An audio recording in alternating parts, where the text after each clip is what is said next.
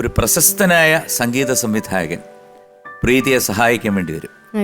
മറ്റാരുമല്ല, ജീവാംശമായി എന്നുള്ള ഒരൊറ്റ ഗാനം ചിട്ടപ്പെടുത്തിക്കൊണ്ട് ലോകം മുഴുവൻ, ലോകത്തിലുള്ള എല്ലാ മലയാളികളുടെയും ഹാർട്ട് ത്രോബായിട്ടുള്ള ശ്രീ കൈലാസ് മേനോനാണ്. Welcome mister Kailas Menon. Hello hello, നമസ്കാരം. നമസ്കാരം. പ്രീതി ഇന്നലത്തെ എപ്പിസോഡില് പാടി എന്നെയൊക്കെ വിരട്ടി വെച്ചിരിക്കുകയാണ്. അതായത് ഭയങ്കര ശക്തിയാണ്, അഴി തരുമെന്നൊക്കെ പറഞ്ഞു. അപ്പൊ ചോദ്യങ്ങളൊക്കെ ഞാൻ വളരെ പേടിച്ചിട്ടാണ് ഞാൻ ചോദിച്ചുകൊണ്ടിരിക്കുന്നത്. അപ്പോൾ ഈ സവാരി ഗിരിഗിരിയിൽ 4 ചോദ്യമാണ്. ഈ 4 ചോദ്യത്തിന് എന്ത് സംശയം ഉണ്ടെങ്കിലും കൈലാസിന്റെ അടുത്ത് ചോദിക്കാം. അപ്പം കൈലാസ് ഇപ്പൊ ഒരുപാട് ബറ്റാലിയൻ, ഏതായിരുന്നു ആ ചിത്രം? അത് പിന്നെ ഫൈനൽസ്, മണിയമ്പിള്ള രാജുവിന്റെ ഒരു പടം. അതെ, പ്രൊഡ്യൂസ് ചെയ്ത സാറ് മണിയമ്പിള്ള രാജുവിനെ പ്രൊഡ്യൂസ് ചെയ്ത മൂവി. അതെ, ഇപ്പം പുതിയ മൂവി ഇപ്പം സിബിമലൈ സാറിന്റെ ഒരു മൂവി ചെയ്തുകൊണ്ടിരിക്കുന്നു. അങ്ങനെ ചെയ്യുന്ന പാട്ടുകളെല്ലാം പൊന്നാക്കി വിടുകയാണ് കൈലാസ്. കാരണം നമുക്ക് വിശ്വസിക്കാനേ പറ്റില്ല. നമുക്ക് ചിലപ്പോൾ ചില പാട്ടുകൾ കേൾക്കുമ്പം അതിന്റെ റൂട്ടിങ് നമുക്ക് പറയാൻ പറ്റും, അടുത്തത് ഇങ്ങനെ വരും. അതായത് ഇപ്പം ഞാൻ 42 വർഷമായി ഈ ഫീൽഡിൽ നിൽക്കുന്നു. എനിക്കൊരു പാട്ട് കേൾക്കുമ്പോൾ എനിക്കറിയാം ഇതിൻ്റെ റൂട്ട് എങ്ങോട്ട് പോകും എന്നെനിക്ക് മനസ്സിലാവും. പക്ഷേ റൂട്ട് കണ്ടുപിടിക്കാൻ പറ്റാതെ അതിനെ വേറൊരു രീതിയിൽ കൊണ്ടുപോകുന്ന ഒരു അസാമാന്യ കഴിവുള്ള ഒരു മ്യൂസിക് ഡയറക്ടറാണ് കൈലാസ്. അതിന് വലിയൊരു കൈയടിയായിരുന്നു. കാരണം ചെയ്ത പാട്ടുകളെല്ലാം എല്ലാവർക്കും ഇഷ്ടപ്പെട്ടതിൽ, കാരണം അതാണല്ലോ നമ്മുടെ വിജയം. കാരണം ഒരു പാട്ട് ചെയ്യുമ്പം നമ്മൾ ചിലർ രാജാ സാറിൻ്റെ ഇമിറ്റേറ്റ് ചെയ്യും, ചിലർ AR റഹ്മാനെ ഇമിറ്റേറ്റ് ചെയ്യും, ചിലർ രവീന്ദ്രൻ മാഷിനെ പോലെ ചെയ്യും. തനതായ ഒരു ശൈലി ക്രിയേറ്റ് ചെയ്തെടുക്കുക എന്ന് പറയുന്നതാണ് അതിൻ്റെ ഒരു ഐഡൻറ്റിറ്റി. അത് വേണം എപ്പോഴും. അത് കൈലാസ് മേനോൻ എന്ന സംഗീത സംവിധായകന് 100% ഉണ്ട്. I appreciate you Kailas.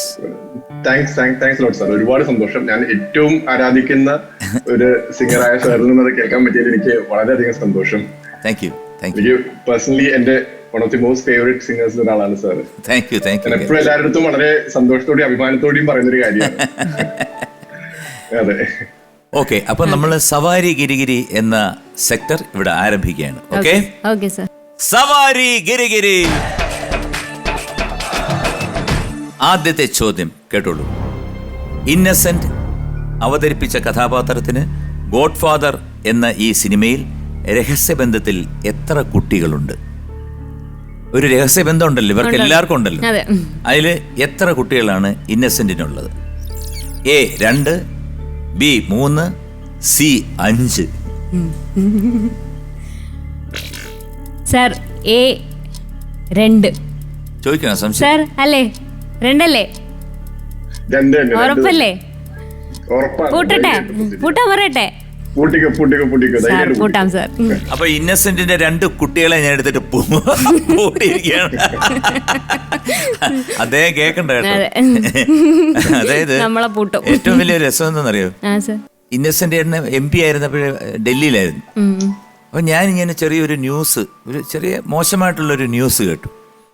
അപ്പോഴത്തേക്ക് ഞാൻ പെട്ടെന്ന് ഇന്നസെന്റ് ചേട്ടനെ വിളിച്ചപ്പോഴത്തേക്ക് പറഞ്ഞു വേറൊരു ഫോണിൽ വിളിക്കണമെന്ന് പറഞ്ഞിട്ട് വേറൊരു ഫോണിൽ നമ്പർ തന്ന് അദ്ദേഹത്തിനെ വിളിച്ചു. എന്താടാ നീ ഇപ്പൊ രാത്രി ഈ സമയത്ത്? അപ്പൊ മണി 10 ഞാൻ പറഞ്ഞു ഇല്ല ഏട്ടാ, ഞാൻ വെറുതെ വിളിച്ചാ, കുറെ നാളായില്ലേ ചേട്ടനെ വിളിച്ചിട്ട്, അതുകൊണ്ട് വിളിച്ചാന്നു. അങ്ങനെ വെച്ച്. അപ്പോൾ എനിക്ക് മനസ്സിലായി ആ വാർത്ത തെറ്റാണെന്ന്. കുറച്ച് കഴിഞ്ഞപ്പോഴത്തേക്ക് വേറെ ആരൊക്കെയോ വിളിച്ച് കാലത്തൊരു 10 മണിയായപ്പോൾ എന്നെ വിളിച്ചിട്ട് നീ എന്ത് വിചാരിച്ചടാ എന്നെ പറ്റി? ഞാൻ അങ്ങനൊന്നും അല്ല, ഞാനിപ്പോഴും ഇവിടെ ഉണ്ട്. നീ വിളിച്ചപ്പോ എനിക്ക് മനസ്സിലായില്ല. പിന്നെ എന്നെ മമ്മൂട്ടിയും മോഹൻലാലും അങ്ങനെ കുറെ പേര് വിളിച്ചപ്പോഴാണ് നീ വിളിച്ചതിന്റെ അർത്ഥം എനിക്ക് മനസ്സിലായത്. അപ്പൊ ഉത്തരം നൽകിയിരിക്കുന്നത് A 2 എന്നാണ്. വളരെ വളരെ ശരിയാണ്. Congratulations Preethi. Very good, very good. Thank you sir. അടുത്ത ചോദ്യം വന്നിരിക്കുന്നത് എൻ്റെ ഒരു പാട്ട് തന്നെയാണ്, ഈ ഗോഡ്ഫാദറിലെ ഒരു പാട്ട് തന്നെയാണ്. നീർപ്പളുങ്കുകൾ ചിതറി വീഴുമീ നിമിഷസാഗരം ശാന്തമാകുമോ? അകലെ അകലെ എവിടെയോ നോവിന്നലഞ്ഞുറിഞ്ഞു, നോവിൻ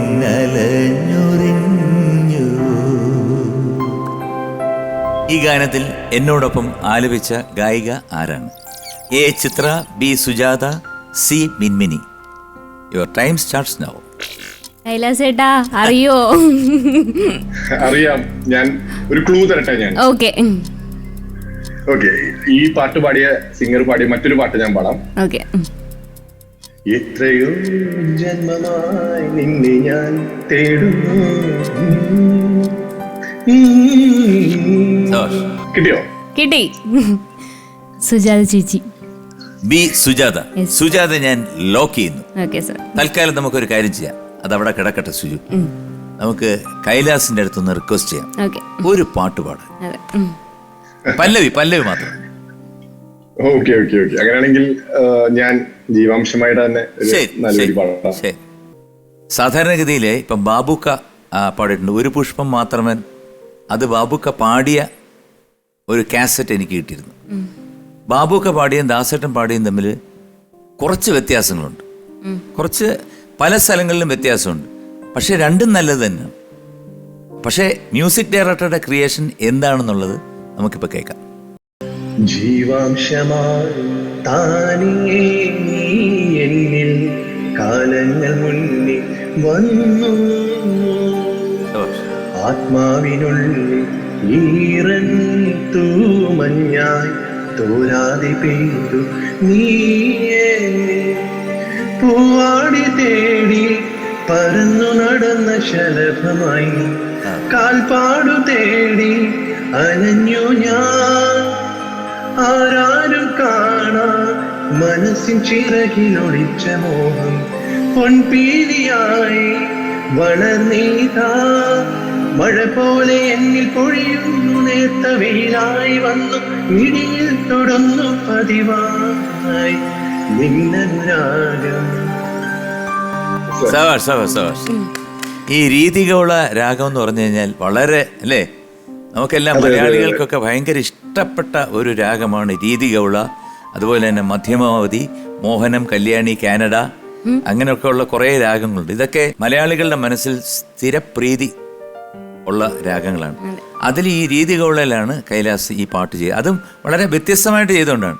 കാരണം രീതികൗളയിൽ ഒരുപാട് പാട്ടുണ്ട്.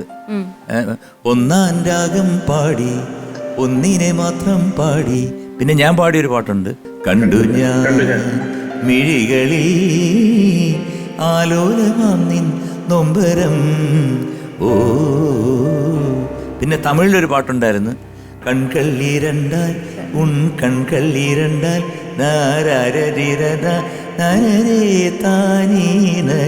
അടുത്ത ബി സുജാതയാണ് ഞാൻ പറയാൻ പോണത്. അതിനെ കുറിച്ചാണ് പറയാൻ പോണത്. ബി സുജാത, ഉത്തരം ശരിയാണ്. Congratulations, very good. Thank you ചേട്ടാ. Welcome welcome.